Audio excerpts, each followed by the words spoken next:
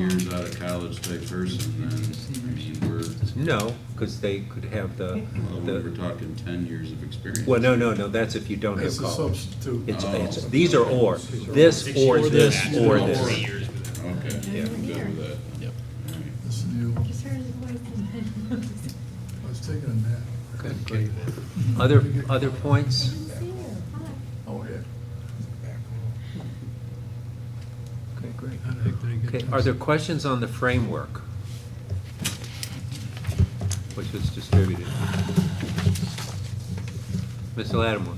I brought up at Government Ops last night, I mean, we've done this before. I understand why we did it, and I think it's a good way that we're moving.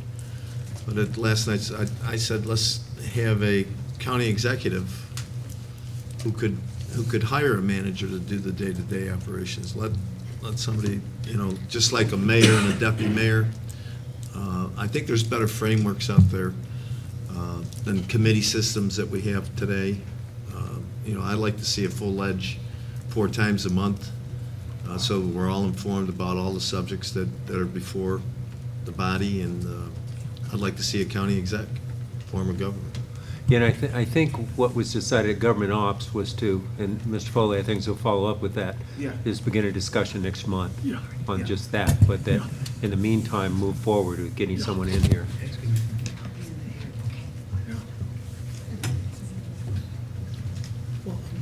Okay. Framework. Any other comments or? Okay, then I guess, oh, Mr. Didio, sorry. We have, I sat through approximately 5 hours of presentations and discussions regarding Mr. Miller and the matrix and things of that nature, and it was educational for me when people, and again, bringing it here and having, a single word change. I think that's great, and I think we need to move forward with it. Great. Everything that I've heard, anyway. Okay, good. In that case, would you like to make a motion to approve the description and the associated framework and take it forward? We have a motion, a second. Mr. Pinckney, any discussion of that? Okay, all in favor? Aye. Any opposed? Great, thank you. So, yes. Yeah. The next step with it, well, also, let me move on here, but and then come back to the law. But if there are no objections, then we'll also move forward with the search committee of as we've discussed, with 3 legislators, 2 department heads, and 2 members of the public, and that Mr. Russell chairing the group, and that we'll bring the names forward for appointment at the June 27th meeting. So that we'll have hopefully we'll have the names at that point so the body can vote on that composition of the committee, not just in theory, but in specifics. So that'll be the plan if no one objects. Okay, great. The next step in this then, we're going to proceed with search and so on, but we do need a local law that reflects this. And so that's why we had the local law from 2010. So Fred will work on that. We'll do this process parallel. Yes. Do you want me to have that for Ways and Means next week? Can you do that for next week? I can do that for next week. He's going to have the local law for Ways and Means next week. It probably won't be very good because he'll be rushed. But I'll try my best, Chair. We'll do- Thank you. Thank you. So, okay, great. Then, Mr. Miller, thank you very much. We appreciate your work and appreciate the outcome. Thank you, Pat. Great job. Thanks, Pat. Checks in the mail. Jackson. So, at this point then, thank you all for coming. Thank you for getting my text. Things moved a little faster than I thought they would. So, at this point, we have a presentation, the budget presentation from the college. If you remember, Mr. Mahunik suggested that we do this one presentation with full legislature. This meeting was scheduled for this purpose. The timing worked quite nicely. So the president is here. Mr. Lattimore. Mr. Mahunik, I count on him for educational pieces, and he's not here tonight. Well, he had he was unexpectedly called to a son award banquet. That it was, I mean, he can tell you how the confusion, but it was his family or us, and he chose his family, which I know is surprising to us all, But I but, mean, in educational matters, I thought Yeah. yourself, being from the college and Pat, would be a great insight. I'll throw the barbs. Low tech.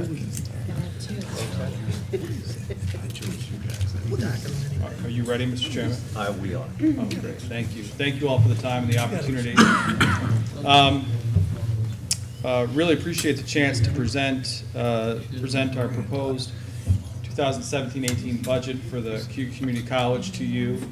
As you may know, the process starts for us, at least for me, back in about December, when we start to do our revenue projections and work through the entire spring. And the real kind of holdup, if you will, to get to this point is waiting the state legislature and the executive budget in April, which then allows us to set our tuition and fee schedule, ultimately have our Board of Trustees consider this, which they did approve in May, and now here for you and for your consideration. So if you'll indulge me, I'll take a few moments and just walk through.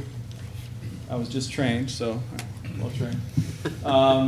Really how I think that you go through a budget development process, and to hopefully answer some questions and allow this as a chance to kind of give you all a little more detail on some of the things that I talk about more in theory, and monthly. So for us, whenever I work with the team to say we need to create our budget, what matters most from my perspective is that you understand what your assumptions are, and really fundamentally looking at what your assumptions are as they relate to creating a revenue. And because ultimately, as you know well, and all the due diligence that you do here at the county, what really matters as an organization, institution, from my perspective, is that whatever expected revenues you hope to have, that your expenses must match. There's no reason to create expenses beyond that point unless you feel comfortable with your revenue sources, even if that includes a fund balance, to be able to make those things happen. So today, I'm going to walk you through what our budget assumptions are, and then I'll tell you a little bit about where I think we are as an institution, and I think some of the proof of where we are as an institution. Also, we're going to talk about the general revenue, what that means. We'll go into our expenses from a high level, and then ultimately, I want to give you all an update on where I believe we are, where I know we are today for a fund balance, and where I believe where we will be in a couple of months when the end of our fiscal year at the end of August comes to, because I know there's been some questions about it. So when we look at assumptions, and if you'll indulge me on, sometimes I teach, so I'll do that. You can see here, I want to provide the comparison of fiscal year 17. So fiscal year 17 for us, obviously, is the year that we are currently in. That ends at the end of August. We built our budget in 2017 on 2510, right? That's the FTE. That's not the number of students we serve. That's a formula that's created based on the total credit hours you sell divided by 30 results in what a full-time equivalency is. So 2510 is what we built our budget on. As I've been telling you repeatedly for months, we actually anticipate to end fiscal year 17 above 2510. So we anticipate to have enrollment above our original budget projections from a year ago. Likely to be in the 25, 20 something range, very close when you're talking about a projection that ultimately we made 15 months ago. So we used information, we developed an FTE projection, we developed a budget, and we're going to be within 15 FTE or so from that particular budget. And if you look at the percent related to that, I think we feel pretty comfortable in kind of taking that methodology. Last year, our Board of Trustees, reluctantly, but in very great support, and I should recognize that our chair of our trustees, Dr. Linda Graham-Buster, is with me tonight, so thank you for being here, Linda. The trustees approved a 3.99 tuition increase.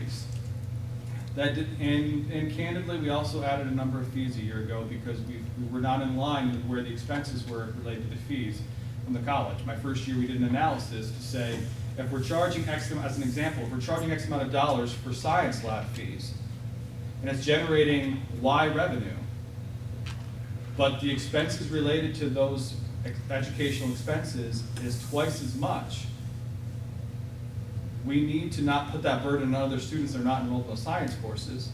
We either need to cut what we need to run those science courses or increase the fee for those particular students taking those courses to match. That's how educational fees related to courses are supposed to be created, in my opinion. So we did a lot of that matching and a lot of that analysis a year ago. That resulted in a tuition of $4,499. That's an annual cost outside of fees. That's tuition for fall and spring. And last year, we had a state contribution increase of $100. I'll show more detail what that is. But this year, what you're considering in front of you, or at least the assumptions that generate what ultimately is in front of you, is we're building our budget on 2550 FTE. We believe, we're hopeful, that because we're going to end this year better than what we did, than what we originally budgeted for, because we have seen some new programs come in line that we've created with high school partners, and because of a couple of other new academic programs that have come in line, and our admissions applications have been tracking since October up between 13 and 15% for fall, we believe that it's reasonable to assume that we will have an increase in enrollment compared to where we are this year, based on those factors. The one caveat to that, of course, is we've seen an increase of our retention rates, and so we might actually see an increase in the number of graduates we have on a quicker pace, if you will, which actually could have another impact to us. But in the end, if I'm telling you we're down or we're closer to even because we had more students graduate earlier, I think we all could reasonably say that's still a good thing. And we would be able to demonstrate that with data, of course. So this year, our trustees, affordability is key to us. You know, I recommended and they supported only a 1% tuition increase. That results in the 45.44, and then ultimately we ended up with a state contribution increase per FTE of $50, which you'll see in a slide in a moment, which is actually a reduction for us in state aid. So those are the assumptions that are the basis for all revenue projections from the with college grades budget. So what does that mean in revenue? Well, I wish I would have put in here the 15-16 budget, because if I did, what you would have seen is in this column here, that budget was well over $30 million. If you recall a year ago, I told you that we cut $1.5 million off of our budget from one year to another. And so we got our budget down to $29,689. And in this year, what I'm proposing for you, based on our assumptions of revenue, is that we are actually bringing in a budget again slightly under the budget that we have this year. And that budget results in $29,677. So our revenues get us to the point where, based on our assumptions, that is the place where we felt like we could get. Now let me tell you what's included in here. What's included in here, of course, is, in some highlights, is some loss of revenue. One of them is in the area of state contribution. You can see, and you told me there's a red light here, right? You can see here that we are, in the state contribution side, we are actually seeing a reduction of nearly $600,000 of state aid. I just told you we got an increase of $50 per FTE. Well, the aidable number of FTE is down because the college for the last 6 years or so has tracked slightly down in enrollment, although we're hopeful next year we can actually tick back up again for the first time in I think about 6 years. So that goes down. In addition to that, through some cleanup and policy review and so forth, there are some rental aid that the college was collecting that we're no longer going to collect, which it was in that category of state support, which ultimately impacts a couple $100,000, which is there. And, you know, we're there. What you also see here, though, is we've been able to construct a budget that continues to have a very strong chargeback rate. And the chargeback rate, you all probably have talked about it and examined it for what you may pay for students that live in Cayuga County who go to other schools, other community colleges like Finger Lakes, TC3, or Onondaga.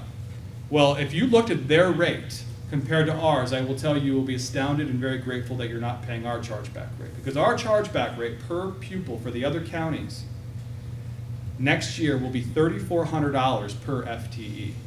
I don't know if you know that, I think some OCCs is somewhere in the $1,900 range. I can't, don't hold me to that, but it's significantly different. I won't bore you with the why. I can demonstrate it to you, but I won't tonight. And another point, if you want me to show you how methodologies of chargeback rates work just for your own edification, I'd be happy to do that in small groups of the lecture. But, so you can see here in a sponsored contribution, we are asking for a 1.5% increase. That means approximately $43,000. And that's what we're asking, that's what I'm asking for you to consider in this budget. You also can see here that we have an increase, projected increase of students that are coming from out-of-state or non-resident tuition. That 419 is not, that 419 actually better reflects what the accurate number is today based on our trend and based on what we're actually realizing this year. So even though it's not us saying, well, we expect to get, 5% more students from out of the area next year. That doesn't, it represents more of the actual revenue generation, current distribution of student demographics today. The other thing that we're doing in this budget, which is different than in years past, is we're recognizing the Perkins money, which is a grant that comes into us that's to support career technical education. We're recognizing that as a revenue source, because one of the things that I think was important in my analysis of the way that we created budgets in the past was we need to put all revenue on the revenue sheet and all expenses on the expense sheet so that we know everything that's coming in and expected to be spent out, and that everything's accounted for in the beginning. So that's why we're recognizing that. You will see here, in order to get to 29,677 and essentially make up for state contribution, we have allocated, our trustees have allocated $300,000 of our fund balance to do that. I'm going to, even though I say, and I'll say this for the future, even though I say we have to create a budget of expenses and match revenues, we do. Fund balance can be a revenue source, but I'm going to demonstrate to you in a couple of pages why I feel comfortable in utilizing these funds for next year specifically. It is not the long-term answer. This is something that I think makes sense now given the circumstance for now. And you'll also see your miscellaneous fees and generation of revenue is down. Some of that's a factor of enrollment. Some of that's a factor for how we're actually recognizing some of these fees and applying them. But ultimately, that results in the 29.6. So again, to summarize, we have the 2550 FTE, the 1% tuition increase that's recognized in those numbers and that distribution. The $50 increase from state and what that represents, and then the fees themselves, the way that we're recognizing the programs. And the sponsor contributions, $44,000.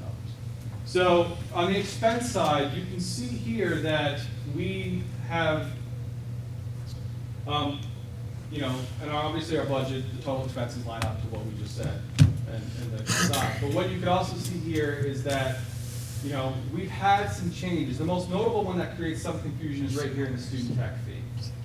So the student tech fee, the money hasn't disappeared. But what we've tried to do is to, again, in the spirit of saying, well, what is it that we need to purchase?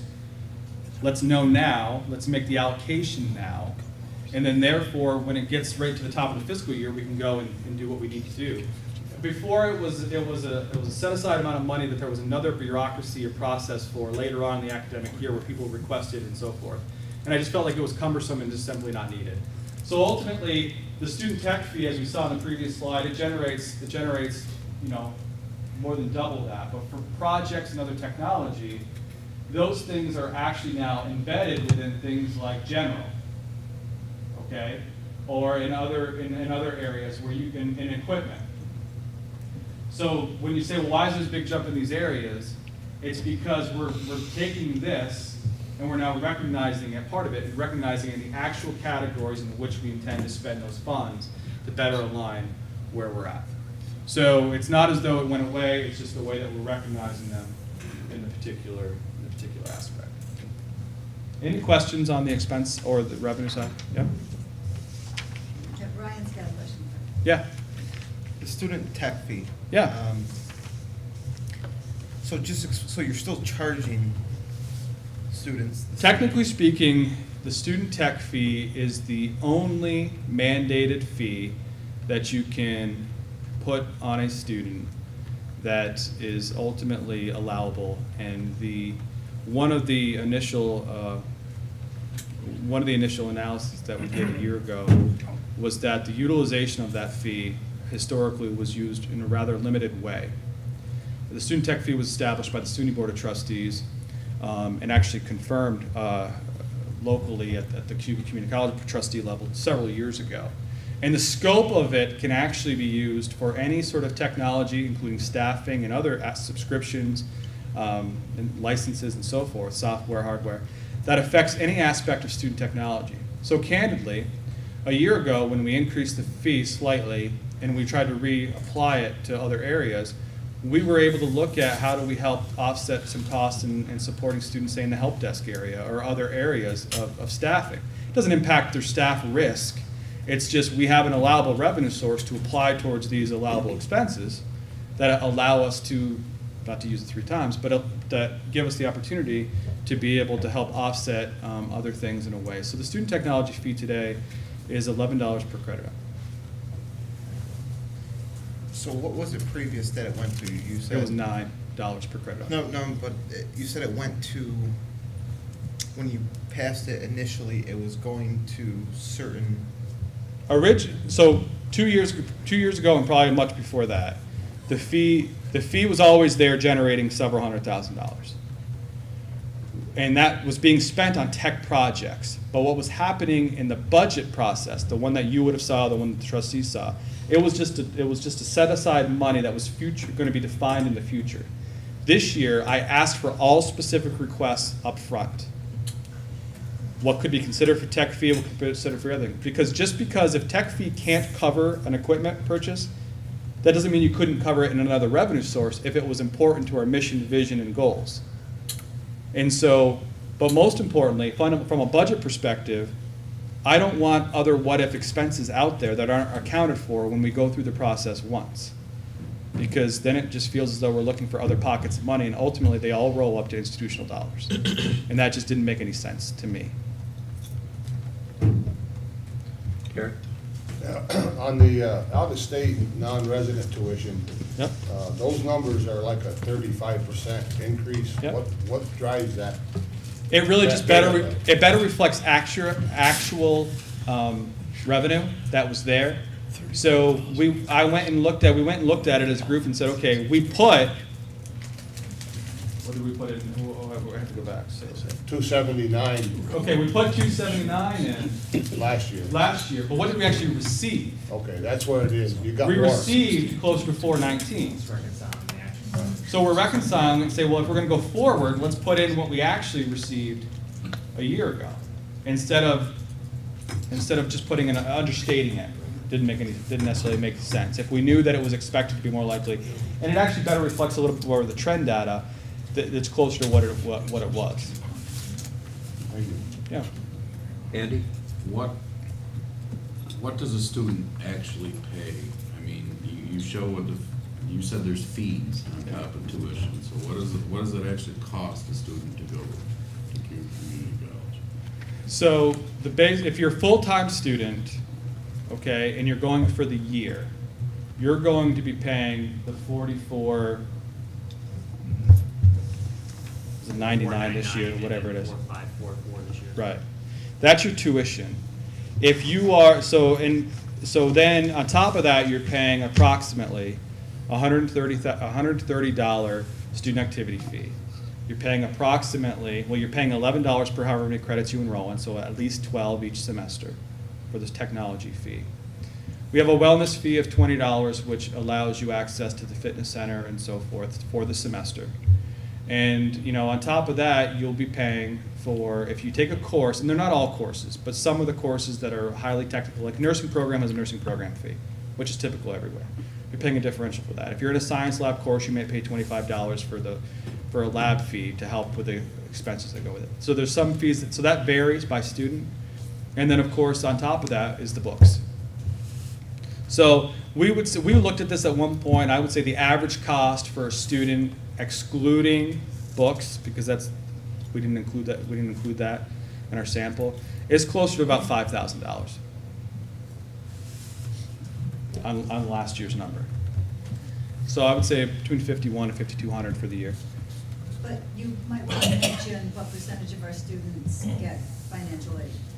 Oh, yeah, I mean, well over 80% of our students get aid. Tim? Doctor, it was very nice to be with you and Dr. Linda the other day with the nursing program graduation. I was filling in for Vice Chairman Vitale. It was nice that every one of those graduates had a job, a job after their graduation.